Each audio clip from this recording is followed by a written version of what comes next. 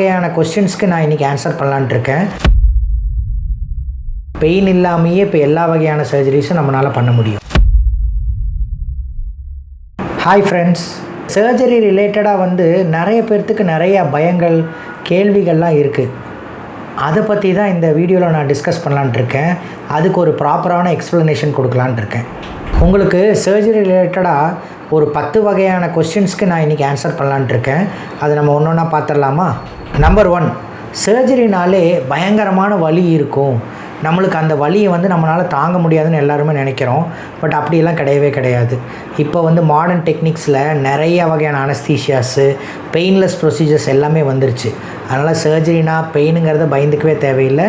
Pain இல்லாமையே இப்போ எல்லா வகையான சர்ஜரிஸும் நம்மளால் பண்ண முடியும். ரெண்டாவது, சர்ஜரினாலே பெரிய ரிஸ்க் இருக்குது, நம்மளுக்கு உயிருக்கே ஆபத்து இருக்குது அப்படின்னு நம்ம எல்லாருமே நினைக்கிறோம். பட் அப்படிலாம் கிடையவே கிடையாது. ஒரு சர்ஜரி பண்ணுறதுக்கு முன்னாடி எல்லா பேஷண்ட்ஸையும் நம்ம ப்ராப்பராக இன்வெஸ்டிகேஷன்ஸ் பண்ணி, ப்ளட் டெஸ்ட் பண்ணி, எல்லா வகையான டெஸ்ட்டும் பண்ணி அவங்களுக்கு ப்ராப்பராக எவாலுவேட் பண்ணி தான் நம்ம சர்ஜரிக்காக பேஷண்ட்டை எடுப்போம். அதனால் உயிருக்கு எந்த வகையான ஆபத்தும் இருக்காது. அதை பற்றி நீங்கள் பயந்துக்க தேவையில்லை. அதே மாதிரி 3வது பாயிண்ட் என்னென்னா, சர்ஜரினாலே பெருசாக ஓப்பன் பண்ணி பெருசாக பண்ணால் தான் நல்ல சர்ஜரின்னு நினைக்கிறாங்க. அப்படிலாம் கிடையாது. இப்போல்லாம் பார்த்திங்கன்னா நிறைய டெக்னிக்ஸ். இப்போ ஈவன் நானே ஒரு ரோபோட்டிக் சர்ஜன். சின்ன ஒரு 5 mm ஹோல்ஸ் மூலமே எல்லா வகையான நம்ம சர்ஜரிஸும் நம்மளால் இப்போ பண்ண முடியும். உங்களுக்கு ஈவன் கேன்சர் சர்ஜரிஸே இப்போ எல்லாமே லேப்ரோஸ்கோபி மெத்தட் மூலம் பண்ணுற மாதிரி வந்துருச்சுங்க. அதே மாதிரி அடுத்தது, சர்ஜரி பண்ணாலே ஹாஸ்பிட்டலில் நம்ம நிறையா நாள் தங்குற மாதிரி இருக்கணும்னு நம்ம நினைக்கிறோம். பட் அப்படிலாம் கிடையவே கிடையாது. இப்போல்லாம் நிறைய சர்ஜரிஸை நாங்கள் டே கேர் ப்ரொசீஜராகவே பண்ணுறோம்.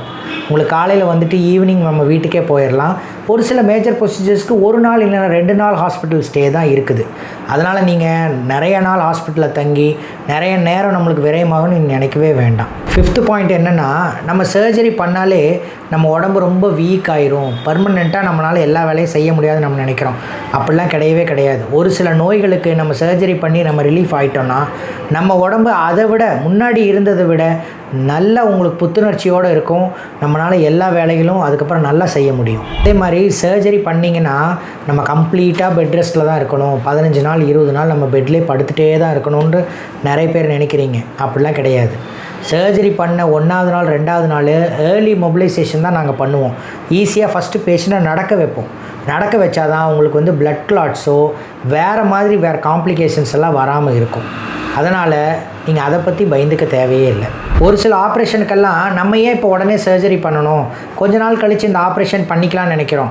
பட் அப்படி கிடையாது. ஒரு சில ஆப்ரேஷன் எல்லாம் நம்ம உடனே பண்ணிக்கிறதா நல்லது. இன்ஃபெக்டிவ் கண்டிஷன்ஸ், அப்பெண்டிக்ஸ் ஆகட்டும், இல்லை கேன்சர் ஏதாவது பிரச்சனை ஆகட்டும், அந்த மாதிரி ப்ராப்ளத்துக்கெல்லாம் நம்ம உடனே சர்ஜரி பண்ணிக்கிறதா நல்லது. அடுத்த பாயிண்ட் என்னென்னா, நமக்கு சர்ஜரி பண்ணிட்டா பெரிய தழும்பு வந்துடும். அந்த தழும்பு நம்மளுக்கு ரொம்ப அசிங்கமாக இருக்கும், நம்மளுக்கு அது உங்களுக்கு ப்ராப்ளம் நிறையா ஆயிரும்னு நினைக்கிறோம். பட் அப்படிலாம் கிடையாது. இப்போல்லாம் நிறைய வகையான காஸ்மெட்டிக் ப்ரொசீஜர்ஸ் இருக்குது. ஈவன் நாங்கள் பண்ணுற லேப்ரோஸ்கோபிக் சர்ஜரியே அந்த ஸ்கார் கொஞ்சம் நாள் கழித்து ஃபுல்லாகவே மறைஞ்சு உங்களுக்கு ஆப்ரேஷன் பண்ண தடமே தெரியாது. அதுக்கப்புறம் எப்படின்னா, வயசாகிட்டால் நம்மளால் ஆப்ரேஷன் பண்ண முடியாது, நம்மளுக்கு உயிருக்கு பிரச்சனை வரும், நம்மளுக்கு அந்த பாதிப்பு வரும், இந்த பாதிப்பு வரும் நம்ம நினைக்கிறோம். அப்படி வயசு ப்ராப்ளமே கிடையாது. நம்ம உடம்போட ஹெல்த் கண்டிஷன், நம்ம உடம்புல எந்தெந்த மாதிரி ஆர்கன்ஸ் எந்தெந்த மாதிரி செயல்படுதுங்கிறத வச்சு தான் நம்ம ஆப்ரேஷன் பண்ணணுமா பண்ண வேணாம்னு நம்ம முடிவு பண்ணுவோம். அதனால் வயசு ஆகிறதுங்கிறது ஒரு பிரச்சனையே கிடையாது ஆப்ரேஷனை பொறுத்தளவு. நான் கடைசியாக சொல்ல வர்றது என்னென்னா, நீங்கள் சர்ஜரி பண்ணிட்டா எல்லாம் நம்மளுக்கு சரியாயிரும், சர்ஜரி பண்ண அடுத்த நாளே நம்மளுக்கு எல்லா வியாதியும் போயிடும் நீங்கள் நினைக்கலாம். அப்படி கிடையாது. சர்ஜரி பண்ணி முடித்ததுக்கப்புறமும் ப்ராப்பரான பாடி டெஸ்ட்டு எல்லாம் பண்ணி நம்மளுக்கு அந்த நோய் ஃபுல்லாக க்யூர் ஆகிற வரைக்கும் நம்ம ஃபாலோ பண்ணணும். அப்போ தான் உங்களுக்கு அந்த ப்ராப்ளத்துலேருந்து நீங்கள் 100% விடுபடுவீங்க. இன்றைக்கி நீங்கள் இந்த சர்ஜரியில் இருக்கிற பயங்கள், சர்ஜரியில் இருக்கிற கேள்விகளை பற்றிலாம் நான் நிறைய பதில் சொல்லியிருப்பேன்னு நினைக்கிறேன். இந்த மாதிரி எந்த கேள்விகள் இருந்தாலும் நான் டாக்டர் பிரின்ஸ், நான் இங்கே சத்தியமங்கலம் EM ஹாஸ்பிட்டலில் சர்ஜனாக இருக்கேன். நீங்கள் என்னை நேரடியாக பார்க்கலாம். உங்களோட கேள்விகளுக்கெல்லாம் நான் பதில் சொல்லுவேன். உங்கள் ஆரோக்கியத்தில் அக்கறையுடன் டாக்டர் பிரின்ஸ்.